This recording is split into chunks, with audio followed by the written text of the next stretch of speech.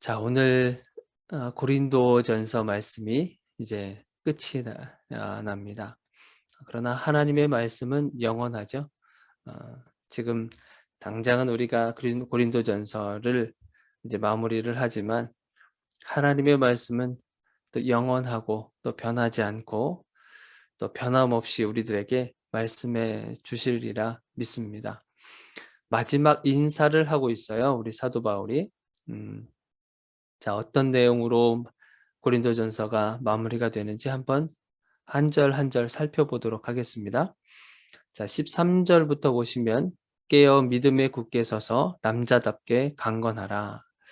이렇게 기록을 하고 있는데 고린도 교회는 우리가 계속 살펴본 바와 같이 분열의 모습이 많았잖아요. 그리고 여러 가지 시끄러운 소리들도 많이 있었습니다. 자, 그 가운데에서 그러한 분열의 모습 속에서 흔들리지 말고 그리고 믿음에 굳게 서서 강건하라라고 권면해 주고 있습니다. 흔들려고 하는 것들이 우리 주변에 너무나 많잖아요. 환경도 그렇고 때로는 재정적인 거, 건강, 또 사람에 의해서도 그렇고 그런 흔들리는 상황 속에서 이런 말씀은 안 하셨던 것 같아요. 그런 흔들리는 상황이 절대 없을 것이다. 이제 그렇게 말씀하신 적이 없어진 것 같아요. 흔들림은 반드시 있을 것이고 그리고 우리를 고통과 또 힘든 그런 역경의 순간을 맞이하게 될 그럴 때도 반드시 있을 거라고 하나님은 말씀하고 계시거든요. 그러나 우리들에게 원하는 것은 그런 상황 속에서 말씀으로 굳건히 서고 믿음으로 강건하기를 하나님께서는 원하신다고 하는 것이에요.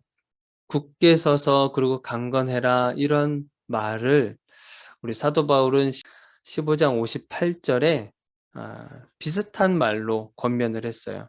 제가 읽어드릴게요. 그러므로 내 사랑하는 형제들아 견실하며 흔들리지 말고 항상 주의 일에 더욱 힘쓰는 자들이 되라. 이렇게 권면했었어요. 흔들리는 현실 속에서 튼튼하고 굳건하게 흔들리지 말고 항상 주의 일에 더욱 힘쓰는 자들이 되라고 권면을 했었어요. 이 부분에서도 오늘 본문 말씀에서도 똑같이 반복하고 있는 것은 강조하고 있는 거죠. 앞으로 또 어떤 흔들리는 상황이 온다 할지라도 절대 흔들리지 말고 굳건하게 서 있어라. 그렇게 권면하고 있습니다.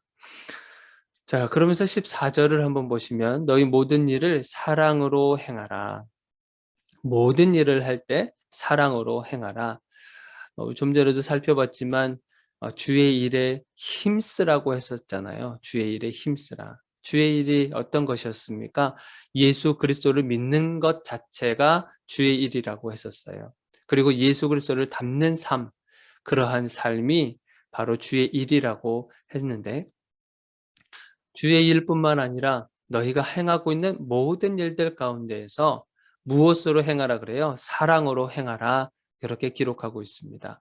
사랑이 얼마나 중요한지 우리가 고린도전서 말씀을 쭉 살펴보면서 참 중요한 것을 알게 됐잖아요. 사랑이라고 하는 것. 하나님의 완전하신 사랑. 우리가 할 수는 없지만 그러나 그 사랑을 굉장히 강조하고 계시는 우리 사도 바울. 은사도 그랬잖아요. 성령의 은사가 있지만 그 가운데서 사랑이 없다고 한다면 아무런 유익이 없다.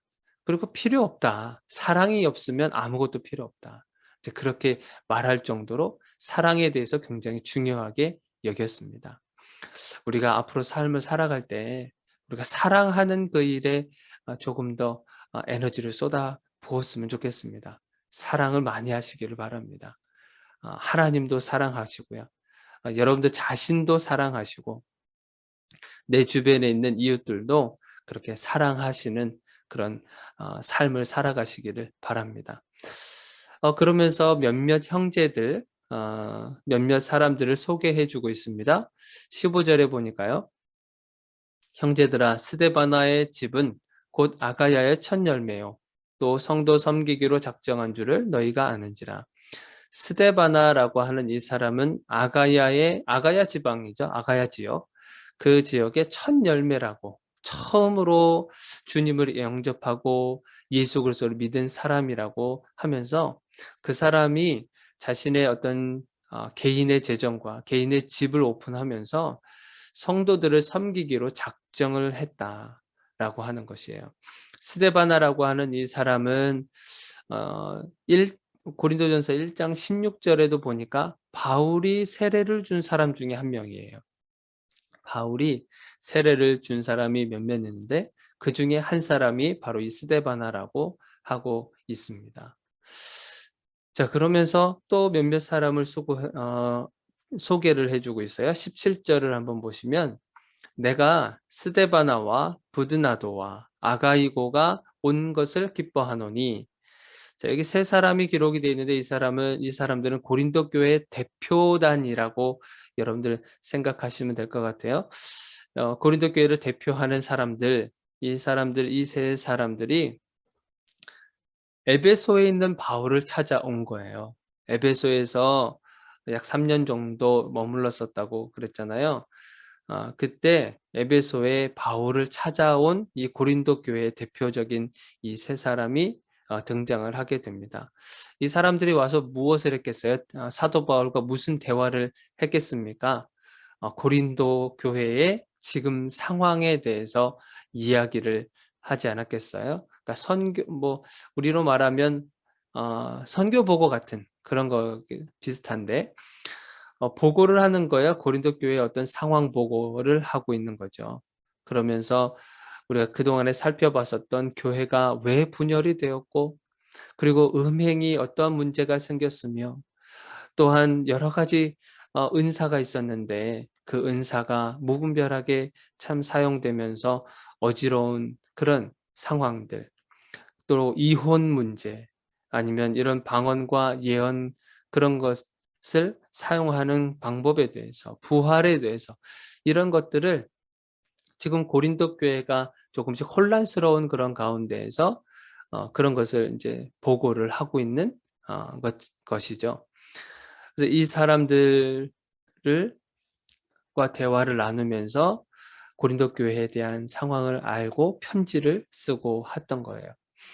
자, 그러고 또 19절에 보니까 아굴라와 브리스가와 그 집에 있는 교회, 그리고 20절에 보니까 모든 형제도 너희에게 문안하니, 아굴라와 브리스가, 이 사람들은 이제 가정교회를 말하는데, 가정교회와 그리고 에베소 교회에 있는 모든 성도들, 20절에는 에베소 교회 성도들을 말하는 겁니다.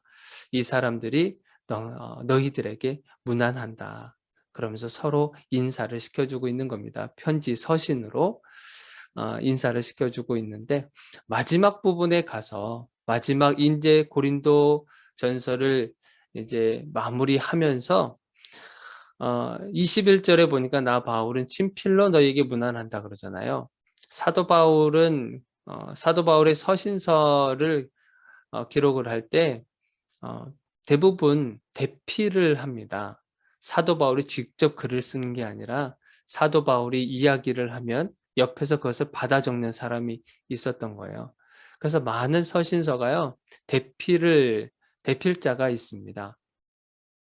자, 고린도전서는 누가 대피를 했는지 이건 정확하게 어떻게 알 수는 없지만 우리가 예상을 하거나 이 사람일 것이다라고 추측을 하는 부분이 있어요. 고린도전서 1장 1절에 보면 누가 소개가 되어 있냐면, 제가 읽어드리겠습니다. 하나님의 뜻을 따라 그리스도 예수의 사도로 부르심을 받은 바울과 형제 소스데네는 이라고 1장 1절에 이렇게 기록되어 있어요. 소스데네라고 하는 사람. 바울과 함께 동행해서 고린도 교인들에게 문안 인사하고 했었던, 바로 옆에서 그렇게 했었던 사람인데, 아마 그 사람이 이 소스데네라고 하는 사람이 대필했을 것이다 라고 추측을 하면서 대부분 그렇게 동의를 하기도 합니다. 이런 모습이 구약에도 많이 보여지잖아요. 하나님께서 말씀하시면 모세가 그것을 받아 적고 하는 것처럼 선지자들도 마찬가지고, 그렇게 해서 하나님의 뜻을 이렇게 대피를 했었던, 성경에 보면 그런 부분들이 참 많이 있습니다. 오늘 그런데 이 바울이 마지막 부분에 가서야 친필로 문안을 한다라고 하면서 기록을 하고 있어요. 그러니까 그동안에 우리가 그런 느낌이 있잖아요. 어 어떤 컴퓨터로 인쇄돼 있는 그런 엽서만을 이렇게 쭉 받아오다가 정말 누군가가 친필로 직접 글을 써서 편지를 써서 이 편지를 딱 받으면 참 그 사람의 어떤 진정성과 그리고 사랑이 많이 느껴지지 않겠습니까? 옛날에는 직접 써서 편지를 보내기도 했었지만 요즘에는 거의 대부분 컴퓨터로 쓰고 프린트를 해서 이렇게 나눠주기도 하고 그러잖아요. 그런데 그렇게 받아오다가 직접 써서 준 편지 같은 경우는 굉장히 좀 다르게 느껴지잖아요. 그 사람의 마음이 느껴지고 그리고 사랑이 느껴지는, 마찬가지 그런 거예요. 마지막에 이제 사도 바울이 직접 펜을 들어서 기록을 하는데, 만일 누구든지 주를 사랑하지 않으면 저주를 받을지어다. 우리 주여 오시옵소서. 굉장히 강한 어조가 나타나죠. 저주를 받을 것이다. 그러면서 주 예수 그리스도의 은혜가 너희와 함께 있고 그리고 나의 사랑이 그리스도 예수 안에서 너희 무리와 함께 있을지어다. 이러면서 마무리를 하고 있습니다. 정리를 이제 조금 하려고 합니다. 이제 고린도전서 말씀을 이제 정리를 하면서 여러 가지 문제점들이 참 많이 있었죠. 고린도 교회의 믿음 자체를 뿌리를 흔들려고 하는 그런 내부적인 갈등들, 그리고 참 어떤 음행이라든지 교회의 어떤 믿음을 뿌리째 흔들려고 했었던 그런 상황들이 참 많이 있었지만, 사도 바울은 그 이야기를 듣고 이런 권면의 말씀을 해줬던 것입니다. 흔들리는 그런 상황 속에서, 그리고 하나님의 말씀 앞에서 그것을 굳건히 서서 강건하고 그 말씀을 지켜내라고 그렇게 권면해 주고 있습니다. 이것은 단지 고린도 교회의 상황만이 주어진 것이 아니라 오늘날을 살아가고 있는 우리들에게도 동일하게 적용이 될 것입니다. 우리들을 힘들게 하고 우리의 상황을 어렵게 만드는 그런 것들이, 그리고 우리의 가슴을 자꾸만 조여오는 그런 환경들이 있을 텐데, 그런 상황 속에서도 흔들리지 말고 말씀 앞에 굳건히 서 가라고 우리에게 권면해 주고 있는 겁니다. 그러면서 부활의 때를 기다리고, 그리고 지금 이때 우리가 현실 속에 살아가지만 주의 일에, 그리고 주님의 일에 더욱더 힘쓰는 자들로 살아가라고 권면하고 있습니다. 저와 여러분들, 이제 주님 오실 날이 얼마 남지 않았습니다. 그렇게 되면 우리가 만약에 죽게 되었을 때는 다시 부활할 것입니다. 죽지 않고 우리가 주님을 맞이하게 될 때면 우리가 살아있는 상태로 우리가 주님을 맞이하게 될 것입니다. 그때를 기다리면서 여러분들 오늘 하루하루 최선을 다해서 주님과 동행하시기를 주의 이름으로 축원드립니다. 우리 기도하도록 하겠습니다.